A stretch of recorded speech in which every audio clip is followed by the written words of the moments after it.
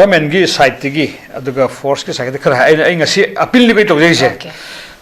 moin haiba male cookie singna yadragadi meite sing si mai magi sorry Moreh da adagi Ccpur da adagi atoba sangbada athingbal singba yaroi haiba leba aina thamjani gi false document paiba aduma foreigner cookie singa do madudi manipur da lakpa su yaroi lakbiganu ko akhui meite have jati sidi lammasda pokpa sarakpa original manipuri ni original india neba akhui ne akhui lamda sappa matamda thingbiganu adura mai false document paiba cookie singna impan da lakke lakpa yaroi yani have diko moi mathong neba moi laktraga akhui meite sangba yaroi diko madu authority ne madu sunge yabam thokteba akhui di meite gi limina akhui anywhere akhui sappa yai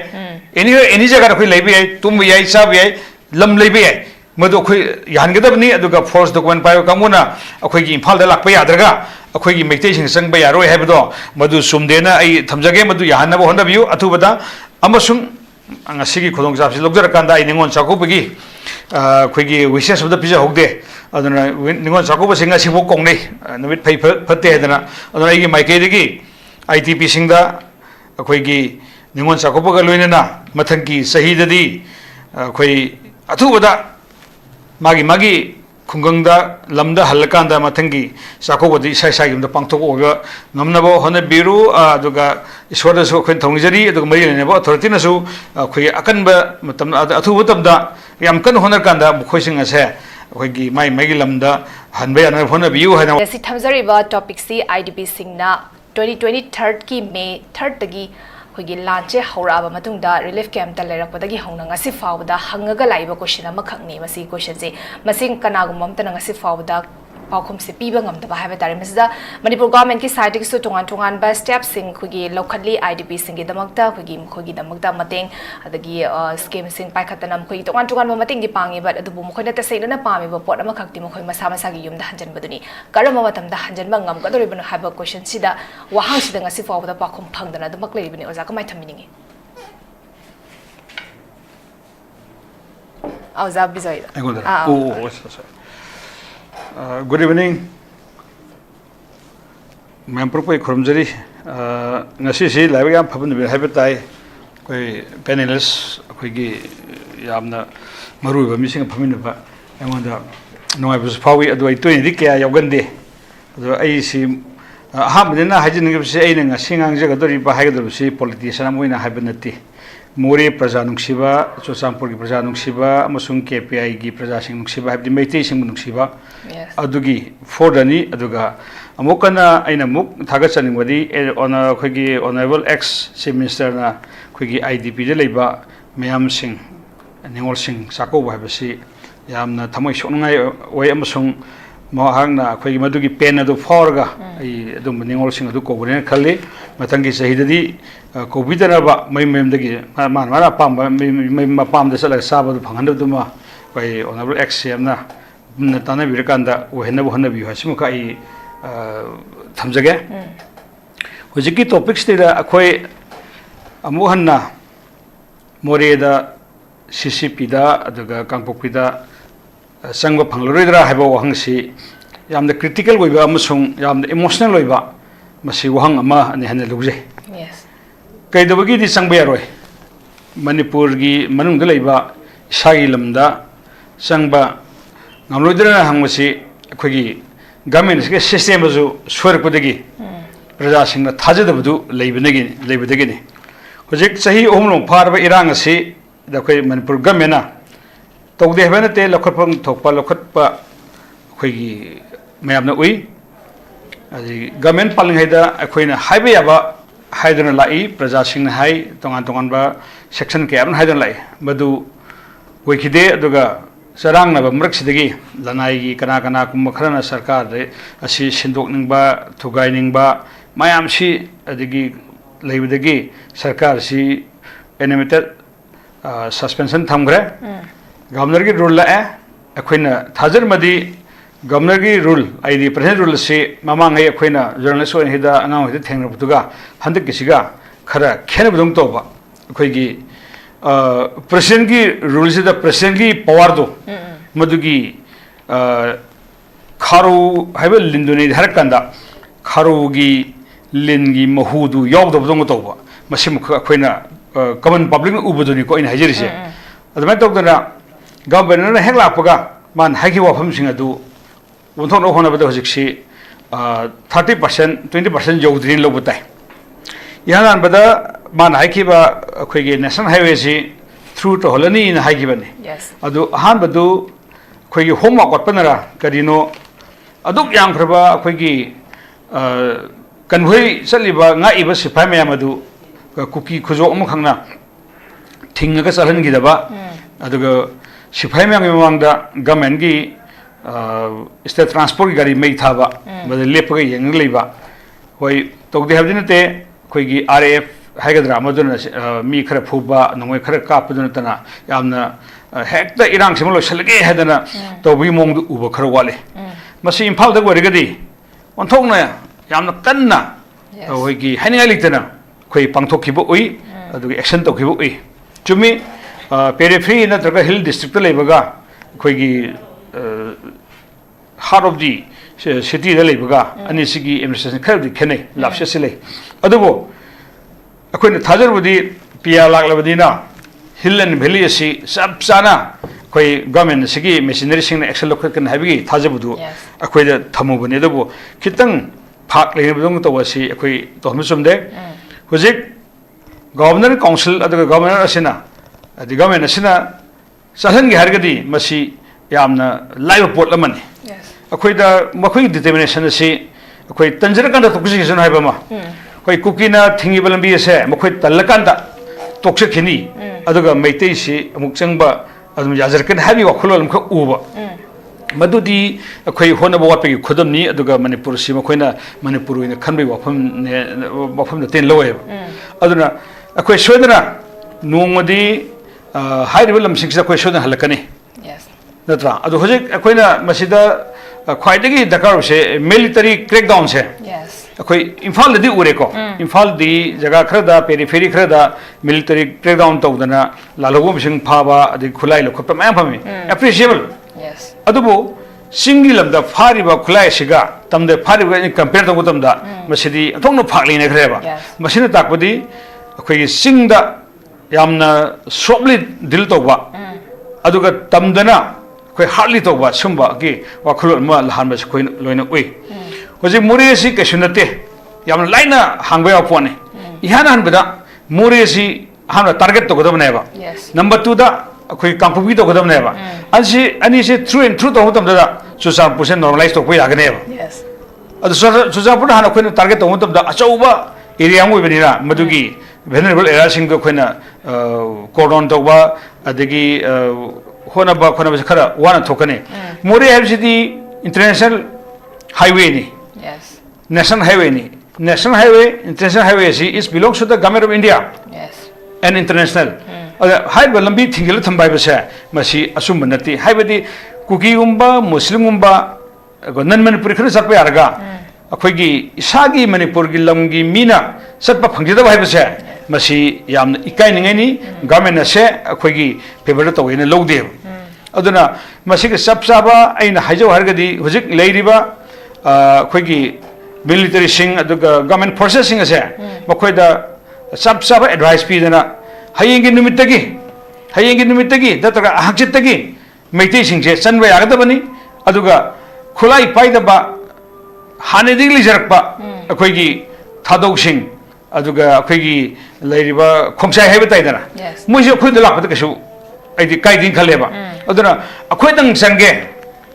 aduga moide sangba yaro haibagadi akhoi lambi du tanarane akhoi gi lamni akhoina hujikti loina ba control tong haibadu awawo oire adu si leminirba akhoi khulai paidaba akhoi di manipur gi sangle rakpani akhoi meite gi yeng banate hairiba akhoi gi community khar leidana summa side akhoi acceptable hoi mamang ju akhoi lakhre ko thado gi group khar lakhre akhoi meite ni kasu to gi de same thing akhoi ju lamdu da sab tabda makhoi gi protection pi ga dabane makhoi na wari san ga dabane ba adu makhoi na chingner ka su akhoi gi machinery sing da har kanda face by face at the same time the sama chani sa kem na teba situation mutung na khoi mi tara amuk pulma chatpa adal lehenba nuni lehenba madu protection phasal bi bitai lewi nar de khoi nuksiner kaneba adu akhoi je ani sida untouchable oiba wall ma khak khoi na khal thameba kanano har kandi foreign dagi lakpa Burma dagi lakpa cookie sin singsina tongan ba samna ha da hanagi kuina dili jarakpa cookie khoi gi thado pai aduga khoi gi khongjai singse makoina hojikti control tawre hojikti maramdi paisa pisan ba khulai pisan ba adagi karbar mayam tambi ba sumai to gramnina hojikti akhoi gi hair ba han gi laminari ba khoi gi thado aduga adagi khongjai mayam singse akhoi moi mapan thong ngamdre ba hat khi yogi budani ado mi si thoina halabnina moju singne bu phawre wanga mu ngamaktre ba adubo masi government protect togodamne ba akhoi integrity da ngangi ba adugumba praja singje community singje akhoi government protect togone ba madu di nata da akhoi gi mi du shirkanda condolence to one nungaiti and habdi nungaito de phawi adubo mai har kan government tumile thogu sumde hujik Moreh si young people lamne ba yamna se 100 km khatani samna habda se palen degi di akhoi siki je palen khoi lamkang khoi gi lamkang khuno adai bhause khoi adum satpa yagine ba adugi wang madegi di akhoi methi satpa yadre ba atop community natana sida leibasi 26 sector Assam rifle lei ko ase 26 sector Assam ke makada magi battalion ohumari leigani Moreh dam leira ko adagi atopa jaga khar le Chandel dam le Chandel le issue leite Chandel le 21 yearly ko aina sum khangbuda madu loina puthoroganda ROP se palian dagi na thamna pokpe hetare thamna pokti deina Moreh bokse da paring lenga thamdamna cookie kana lage attack to godori no ba gari da natra hoi moi isu to gotare somda laiba mayam se hoi mogi aadhar check to gotare adigi mogi identity card check to gotare manipur imphal la ibsi kari krai de lege to no koi to sum check am to gotare gadi ani se interchangeable khar to ngam da khoi tam tam la kane ba madu natana khoina pulam hong sakun ha jo khoju khar wagani aduna hosi government to godo se hai ba system za to wer gadi khoi athu da satwe agani adi amonom da akhoi gi PR hela padagi akhoi gi NGO sing CSO sing se khoi yam tap thagre ba adu akhoi gi Moreh da halan view adagi kanoda sosam da halan view adagi kampu da halan view ha se hujikti IDP sing natana CSO sing na akhoi gi haidi punjal laga government haiba authority haiba se masi khar khar pathar purung to eba masi hujikti matam se chap char bane koi ai khangde mi khangde manar kanda koi Moreh si namnar chah ngadabne numit akar ho tampiu natra adigi koi kano sakadabne kambu bichakadam habse koi hujikti yam kan hono mothok tare ba madu koi fur mayam se manar kanda koi governor unadana adigi authority governor India gi meeting unarganda koi mase koi demand tok ba haiba ma mana kongseng bom darkar hoeba oi yamna phajaba ngang han koi ta ki madadi bus to todana chalale aduga adagi protection torakanda kangpokpi dagi lakpa kamu khar aeroplane tong halle hai adagi meti khara lambi de chalen hai madu karai hok sumbano kamai chapano adu akoina khara mana khoi cookie in pinamali madu lauthorkodo akhoi meitei singna natraga authority na sab saba akhoi protection pidrine gidi nokhoi aeroplane da tunga sakanu imphal sakanu haidana amukso warning toy akhoi digi mudu legidi natra aduga moina porpodo khoi khangi loinamu khangi adu adu mudu da attack to gena traga check to hergadi moina basta poraga su sipai gaide porosu mohsa ga daman ihog dor kanda thatlaga thinga ga changko yaro heavy ay ado khoi mei to gide ba maramdi meitei si khoi khana ba pamde khoni ko nuksin leba pami madugi thimda khoina kem to gidabane ba ado moina thingjebi wane ba hoji akhoina sapam tamdadi moidi kampokida thingni hairi ba moina haina giba mayam do akhoi khangde aduna sida lakwa gari sing am sing do khoidi sab chana mohsa ro tongne haibum legi ba sina takpadi mokhoi gi irang se khoi ga dum khanan lebi phim ne ba masi kanana work dagi haiba do kanan thinga de hadari inda government ne ba inda government se kanano manipur da tarwa central forces amusung akoi gi manipur gi state police na thamoi seng na honar kan da akoi chanbai aneba seni thamjani mu da ham okay am present amikra koi gi national highway ni akoi gi music thing ba se mas national highway se thing ba ya ba gi law se leide adubu national highway da ku militants sing na thingak pani na akoi central government na masida effective way ba akoi gi react amadi tawam thok pani adubu hoje forward tawba ngam da national highway sing se presidential la amatung de han ba step se akoi gi national highway atraga akoi gi masi hang thok pani free movement le hen bagi po ni masi koi ngam dana fully implement tawba ngam dana dumak to khrabani ai mathang se hojik se koi gi tongan ba political leaders sing na habe tare manipur da presidential lak padagi irang se khara nem thare habagi pot ama khak lei but koi gi positive way da yeng ma tam da koi gi nomai ka pati lep khre hojik presidential la amatung da adu fully koi gi normal sida hanjala abra habadi koi hojik babu leite india central government amadi koi gi tongan laiba koi militants sing gi side ka koi gi talk ti ma'am khak taw khre koi gi irang se lotion bagi da mauta normal sida hanjalak na bagi da mauta political dialogue ti kaya rakhana taw khre dubu hausi fawa da political dialogue tori basida koi gi chap chaba resolution ama khak apun bagi oiba yana ba resolution ama khak taba ngam da maduna hausi fawa da duma chatharaga di leiba habe tare matang sa koi gi former chief minister na koi gi phongdo ki bawa phamo khak khachara ba da koi gi hausi ki leiba situations da koi gi politics to bagi mahutta habe tare koi punna punchal ka da political gi khena ba thamdana koi pula punchal ka da mang da taraga leiba issue se hana koi gi loishina ba khona se habe gi pora ma khak lei but masida laibadi as a prajamo ina praja singna pami ba poti punsano habe gi posidi prajana lauraga lakko de ki matik kuire adu bo punsin na da badu khaki wane masida punsin na ga dori bese makoi masal punsin na ga da bani makoi masal na mu punsin na sina sum hairaga leraga di kanana initiative laura ka punsin la ka dori ba have question sini oza ka mai thamini aina muk thamjani musi aniswar round gi oina akoi gi politician sing haidi suspended MLA sing yes che ayambana khabar da karida function da IDP sing hanjalu haibana tana makoi me punjal la kanda akoi sarkar sember lairi ihan he hanbada akoi Moreh da Kangpokpi da Ccpur da akoi meitei sing se hanjalanga da bani habisi magi masigi protest amasung demand se center da tawde governor da tawde mokhi masal chief minister kanan wegedage ai wegene habdu khaktane ad hatak su toina taw thabak ni center da moi unaba chale sem khandore ha kanda sem oiningba kendra gi mioi khara haibatai mai magi kendra gi wene kharma kamu chak chana ba yawi ko pung sei to don thendna ina weradam ni ga haidana kamum yaweba adi saka dak semani adu tawrani akhoi we ai gui gi kendra mi werani her mai mo kana yaweba adu IDP si akhoi mai lam da han da ba hade habdi masigi acho pressure di ai masi ngasi bok thengade adu moina khali si mantri werkanda hajalan gi haribra da wedri da प्रजा की थबाई जी मंत्री वो इधर बनत्रा आई सी तो हम तो दो है ना मधु की सीमा ऊदी मुखै वखलुंदा आई मंत्री वरे लोरे ना तो खनबा आई सेम विद्या दिन लेबा सीनी अदना अभी सरकार सेमगल से खर्च तब को माले की वखलुंदा को अद अमुक अमना कोई की मतलब करम तो को दगे हर गदे मथंग मथंग आई हाइजर के को इम्फाल ले लेबा ट्राइबल सिंह को आयाम बना मुखै युम अनि नेत्र उहुम ले इम्फाल दा अमा Kangpokpi da ama, Moreh da ama, Ccpur da ama, har heba lam gi mi sing se, tribal cookie sing se, moi gi lam ni loi le ba. Mani imphal lagi sing har ga sumoi da adi da mayum le ba ko. Adu moi di thodono wa di heba. Akhui 30% tani lam le jeda ba ko. Ani thongna. Adu ayam badi Kangpokpi gi cookie do imphal da lam le Kangpokpi mayum le. Ko adigi Ccpur gi mi do Ccpur mayum dum le ba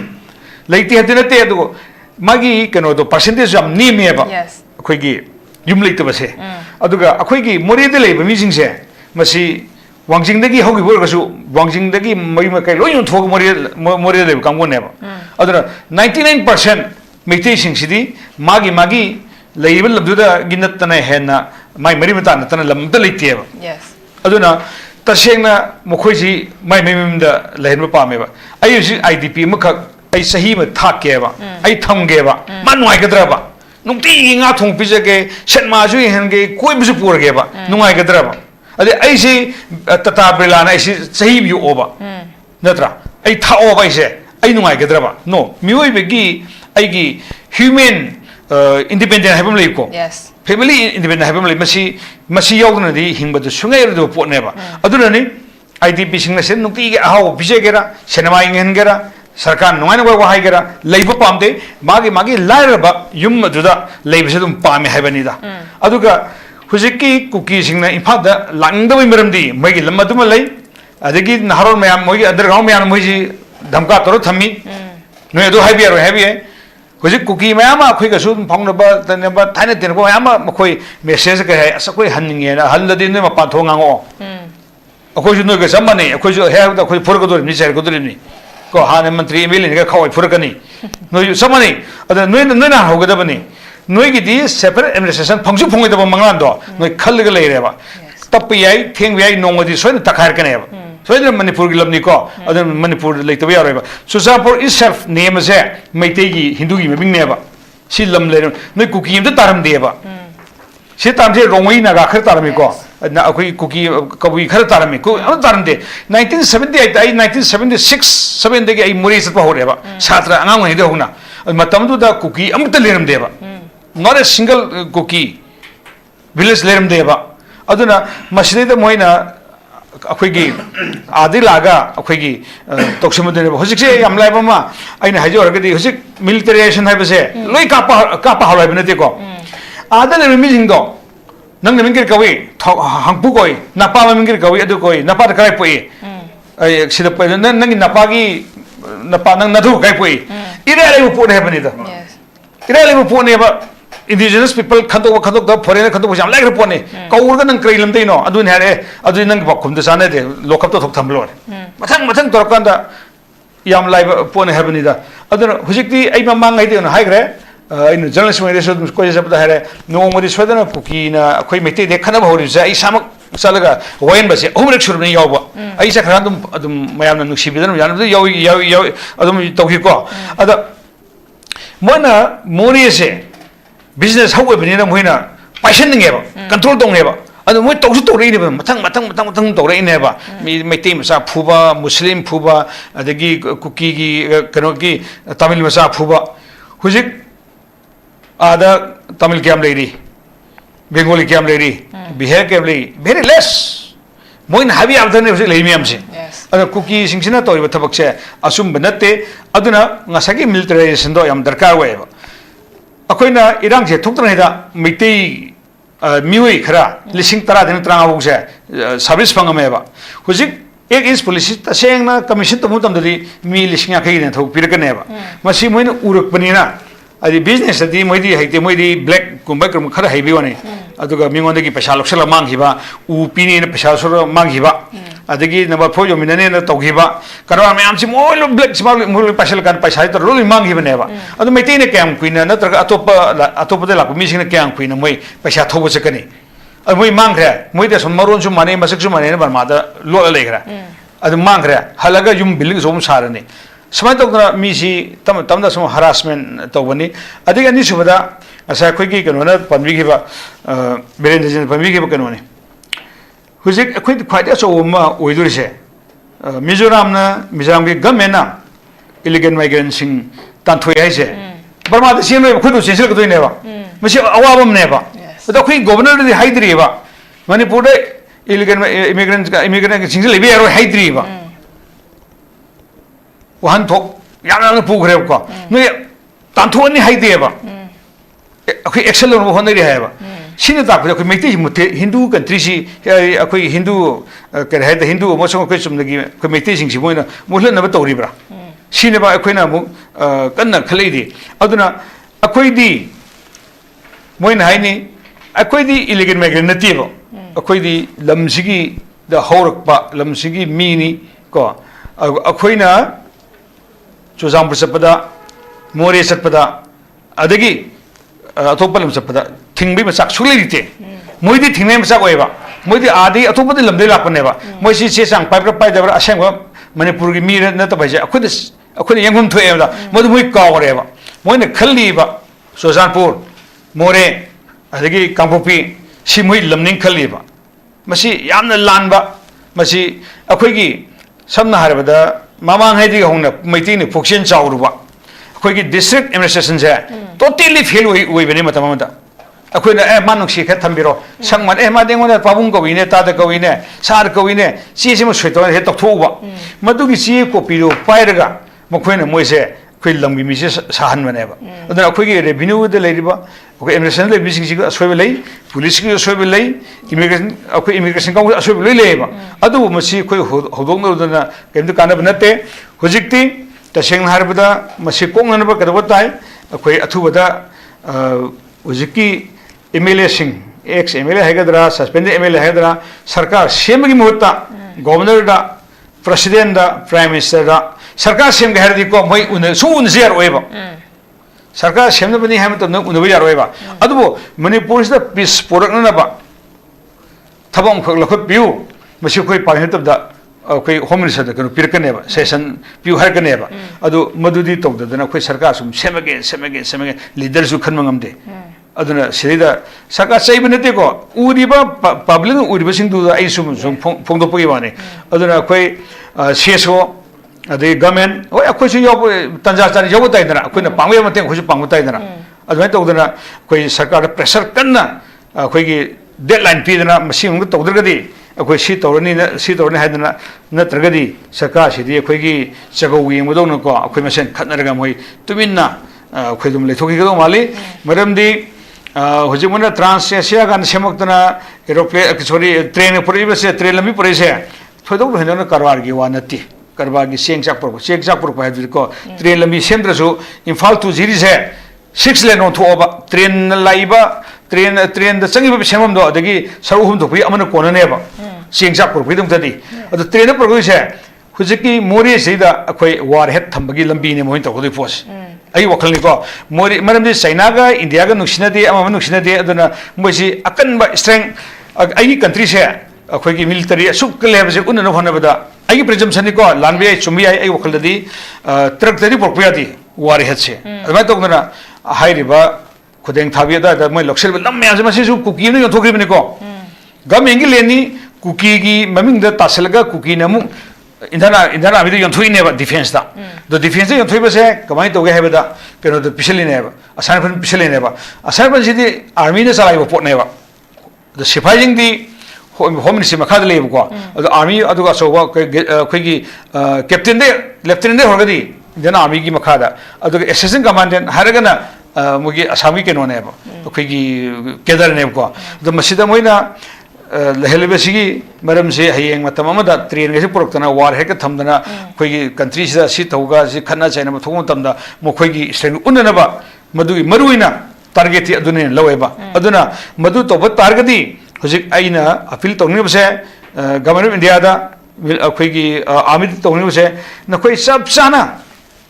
thengnaro na khoi ne sab sana nga ka dabani with the state police hai bisine thamning de moina natna di akhoi MLA mantri na palaw la so khoi thodona moi tan eng khande adi ataba kangbu ma ta da kangbu le gharni na adna moina hai ga to se prime minister da home minister da militarized or kanda khoi IDP singa se magi lamda athu da hanna ba madugi lambi do sin da protest ma kak to darka we okay yam pazan bikra khoi gi leriba khoi gi manipur gi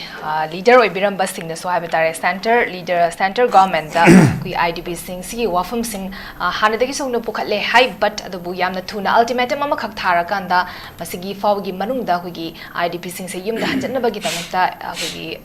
initiative se lobby you have a post masi demand to ba makhak su sangi at the same time praja sing na so adu ga leriba CSO sing na so masi demand to ba makhak change ha ba wafam dani hojik akhoi gi government gi side gi aduga force gi side khara ai ngasi appeal ni to jai se moin hai ba male kuki singna yadragadi meite sing si mai magi sorry Moreh da adegi Ccpur da adegi atoba sangbada athing singba yaroi hai ba leba aina thamjani gi di false document paiba aduma foreigner kuki singa do madudi manipur lakpa su yaroi lakpiganu ko akhoi meite haba jati sidi lammas da pokpa sarakpa original manipuri ni original India neba ꯑꯩꯈꯣꯏꯅ ꯑꯩꯈꯣꯏꯒꯤ ꯂꯝꯗ ꯆꯠꯄ ꯃꯇꯝꯗ ꯊꯤꯡꯕꯤꯒꯅꯨ ꯑꯗꯨꯅ ꯃꯣꯏ force document ꯄꯥꯏꯕ ꯀꯨꯀꯤꯁꯤꯡꯅ ꯏꯝꯐꯥꯜꯗ ꯂꯥꯛꯄ ꯌꯥꯔꯣꯏ ꯌꯥꯅꯤ ꯍꯥꯏꯕꯗꯨꯗꯤꯀꯣ ꯃꯣꯏ ꯃꯊꯧꯅꯦꯕ ꯃꯣꯏ ꯂꯥꯛꯇ꯭ꯔꯒ ꯑꯩꯈꯣꯏ ꯃꯩꯇꯩ ꯆꯪꯕ ꯌꯥꯔꯣꯏ ꯍꯥꯏꯕꯗꯤꯀꯣ ꯃꯗꯨ ꯑꯊꯣꯔꯤꯇꯤꯅ ꯃꯗꯨ ꯁꯨꯡꯌꯥ ꯌꯥꯐꯝ ꯊꯣꯛꯇꯦꯕ ꯑꯩꯈꯣꯏꯗꯤ ꯃꯩꯇꯩꯒꯤ ꯂꯝꯅꯤꯅ ꯑꯩꯈꯣꯏ ꯑꯦꯅꯤ ꯍꯣꯏ ꯑꯩꯈꯣꯏ ꯆꯠꯄ ꯌꯥꯏ ꯑꯦꯅꯤ ꯖꯒꯥꯗ ꯑꯩꯈꯣꯏ ꯂꯩꯕ ꯌꯥꯏ ꯇꯨꯝꯕ ꯌꯥꯏ ꯆꯥꯕ ꯌꯥꯏ ꯂꯝ ꯂꯩꯕ ꯌꯥꯏ ꯃꯗꯨ ꯑꯩꯈꯣꯏ ꯌꯥꯍꯟꯒꯗꯕꯅꯤ ꯑꯗꯨꯒ ꯐꯣꯔꯁ ꯗꯣꯀꯨꯃꯦꯟ ꯄꯥꯏꯕ ꯀꯥꯡꯕꯨꯅ ꯑꯩꯈꯣꯏꯒꯤ ꯏꯝꯐꯥꯜꯗ ꯂꯥꯛꯄ ꯌꯥꯗ꯭ꯔꯒ ꯑꯩꯈꯣꯏꯒꯤ ꯃꯩꯇꯩꯁꯤꯡ ꯆꯪꯕ ꯌꯥꯔꯣꯏ ꯍꯥꯏꯕꯗꯣ ꯃꯗꯨ ꯆꯨꯝꯗꯦꯅ ꯑꯩ ꯊꯝꯖꯒꯦ ꯃꯗꯨ ꯌꯥꯍꯟꯅꯕ ꯍꯣꯠꯅꯕꯤꯌꯨ ꯑꯊꯨꯕꯗ ꯑꯃꯁꯨꯡ ngasi khudongchapsi logjarakanda ai ningon chakubagi akhoi wishes of the pizza hogde aduna ningon chakuba singa sibok kongnei numit phai phatte aduna aduna ai gi maike digi ITP singda akhoi gi ningon chakuba ga loinana mathangi sahidadi akhoi athubada magi khungangda lamda halakanda mathangi chakubadi sai sai gumda pangthok oga ngamnabo hona biru aduga iswada su khoi thongjari aduga mari ne ba authority na su khoi akanba matam athuba tamda yam kan honar kanda khoi sing ase khoi gi mai lamda hanbe ana hona biu haina wa humji thamjage thank you okay am phazan